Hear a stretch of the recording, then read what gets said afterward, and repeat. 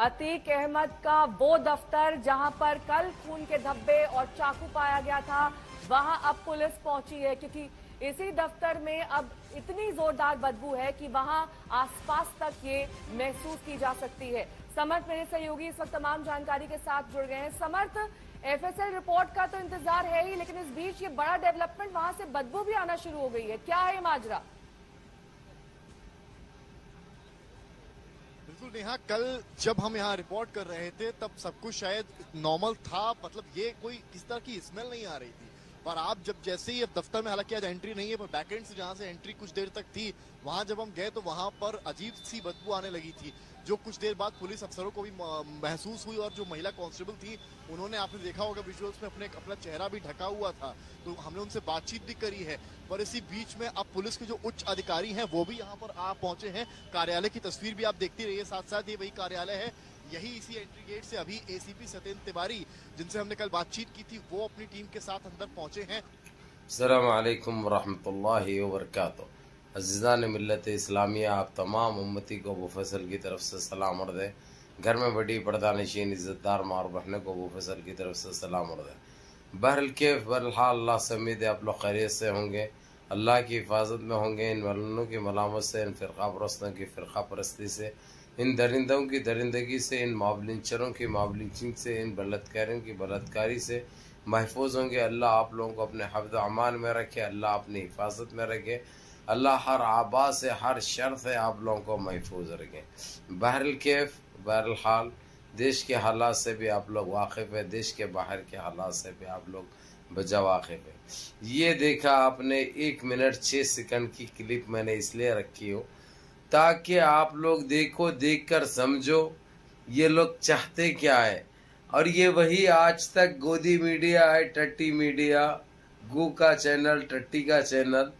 जब अतीक अहमद और उनके भाई के ऊपर वहशी अंदाज में बीजेपी आतंकियों, आरएसएस आतंकियों, बजरंगी केंचुओं ने गोली चलाई और उनको शहीद किया, उनको हलाक किया, उनको गोली चलाकर ख़त्म किया, तो ये गोदी मीडिया का कोई चैनल नहीं बोला, कोई चैनल ना बोला, ना बताया, ना कुछ नहीं, क्या नहीं।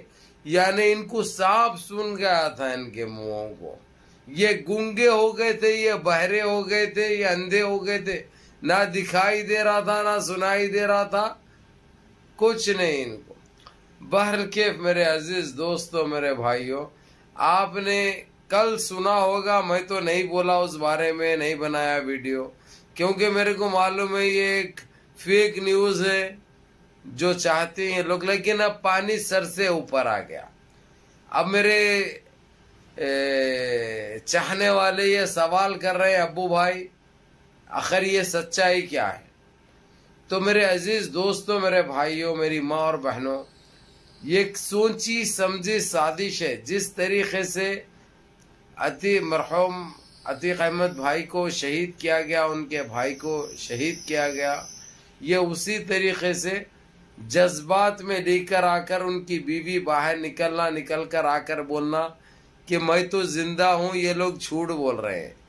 तो इसीलिए एक सोची समझी मंसूबे के तहत ये गेम चल रहा। अतीक अहमद की ऑफिस में जाकर पहले तो कल ये बताए ये लोग कि खून के धब्बे है, चुड़िया फुटे हुए है। चलो होंगे, चुड़िया भी फुटे हुई होगी, खून के धब्बे भी होंगे। और उसके एक दिन के बाद, जबकि वहां पे ये गोदी मीडिया के एंकर भी थे, बदबू नहीं है इनको, इसके दूसरे दिन फौरन बदबू भी आना चालू हो गई इनको। दूसरे दिन बदबू भी आना चालू हो गई। किसी तरीके से ये लोग ये चाह रहे हैं कि उसकी मरहूम की बीवी को, अतीक अहमद की बीवी को बाहर निकाला जाए, जज्बात में लाया जाए। अब रही बात, अगरचे कोई चीज वैसे निकलती भी है तो ये सब इनकी बनाई हुई कहानी है, और हो सकता किसी को मारकर भी डालेंगे। लोग कुछ भी कर सकते हैं, ये लोग कुछ भी कर सकते भाई।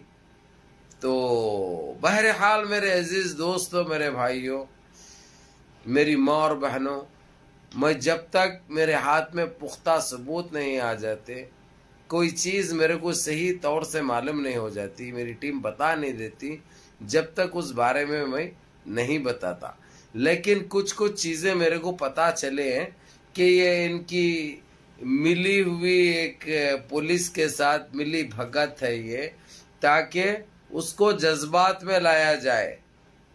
मरहूम अतीक अहमद की वाइफ को बाहर लाया जाए, फिर ये लोग अपना काम अंजाम दे। और आप लोग ये भी गौर करो, कल तक इसको ऊपर 50,000 रुपए थे अतीक अहमद की बीवी के ऊपर, अब अचानक 1 लाख रुपए उसके सर पे इनाम रखा गया। इतना जल्दी जल्दी ये लोग, यानी ये समझते ये लोग अपने आप को बहुत होशियार है, बहुत चालाक है, दिमाग इनके पास ही है। जिस तरीके से जो चाहे गुमराह करेंगे देशवासियों को, और देशवासी बेवकूफ बनेंगे और सुनेंगे इनकी बात, अमल करेंगे। इनको एक बहुत बड़ी वो है भाई।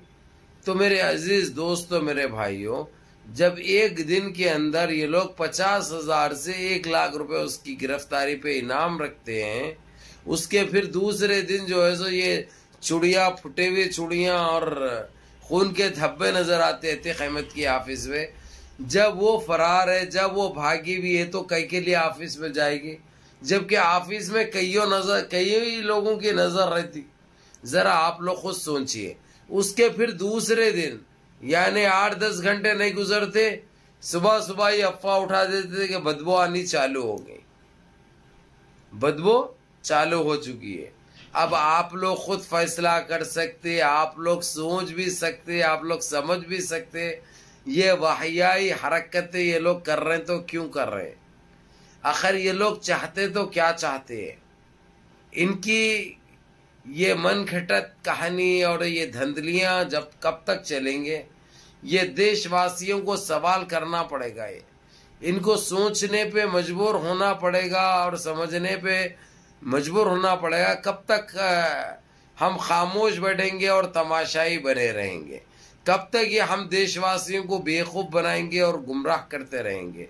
आखिर इनके लिए, आखिर ये एक चीज मैं बता दूं आप लोगों को, जिस तरीके से ये लोग गुमराह कर रहे हैं, क्योंकि इनको पता है अब ये फिर इनके हाथ को कुछ आने वाला नहीं है इनको, क्योंकि हर चीज में इन्हों नाकाम हो चुके हैं, हर चीज में इनको जलालत मिली है, क्योंकि ये होते ही जलील है, ये होते ही पाखंडी है, ये होते ही चिंदी चोर है। तो इनके पास तो कुछ नहीं है सिवाय बेवकूफ बनाना, झूठ बोलना, झूठ का बाजार गर्म करना। तो बहरहाल मेरे अजीज दोस्तों, मेरे भाइयों, ये एक सोची समझी साजिश है, ये एक बहुत बड़ा झूठ है जो आप लोगों को कुछ टाइम के बाद भी पता चल जाएगा। अब खैर जितने मेरे सुनने वाले, देखने वाले हैं, अब उनको तो यकीन हो जाएगा और वो लोग खुद सोचेंगे वीडियो देखने के बाद, अब्बू भाई ने जो बात बोली है 100% वही है, सच है, ये एक हकीकत है, ये एक सच्चाई है।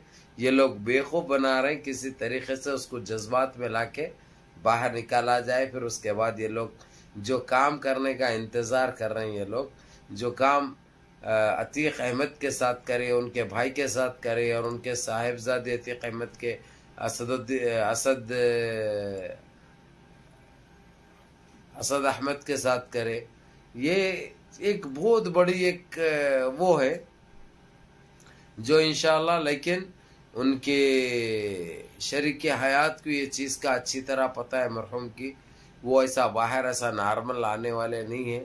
उनको खुद अंदाज़ा है ये चीज़ का कि उनको बाहर निकालने के लिए जाल डाला जा रहा ताकि इस जाल में फंसाया जाए, लेकिन वो फंसने वाली नहीं है। अगर जब फंसने वाली रहती तो बहुत पहले, बहुत टाइम पहले वो फंस भी जाती, लेकिन ये होने वाला नहीं है।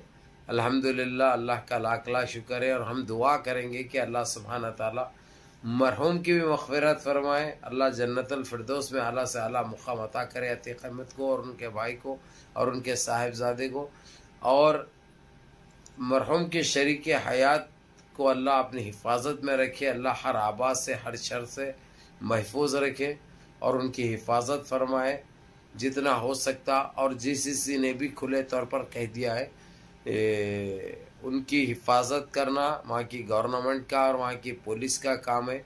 लेकिन हम गवर्नमेंट को भी जानते हैं वहाँ की यूपी की, और पुलिस को भी जानते हैं यूपी की, क्योंकि एक जज सुप्रीम कोर्ट का खुद बोल सकता है कि डीजीपी खुद मिले हुआ है उनसे, तो ये बात यहाँ पे आके ख़त्म हो जाती है।